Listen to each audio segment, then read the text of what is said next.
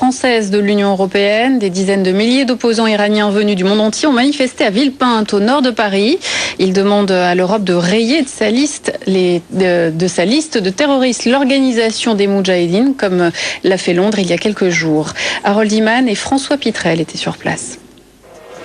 Ils sont venus de Suède, d'Allemagne, de Pologne, de Grande-Bretagne en autocar. Des Iraniens en exil, bien sûr, et aussi leurs nombreux sympathisants qui sont attirés par le message de démocratie et d'opposition militante au régime des mollahs en Iran.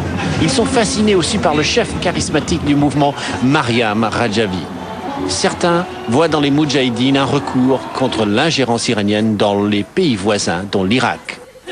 Je suis chrétienne. Les chrétiens ne peuvent pas vivre en Irak aujourd'hui. On serait tués. Je crois qu'elle peut changer les choses. Les Moudjahidines du peuple d'Iran sont une organisation politique avec une branche armée en Irak et en Iran. Ils n'ont jamais été condamnés par la justice en Europe pour faits terroristes. Pour de nombreux Français, le fait qu'ils soient classés terroristes est une erreur de calcul. Quand on mène une lutte antiterroriste, je l'ai fait. Il ne faut jamais se tromper de cible.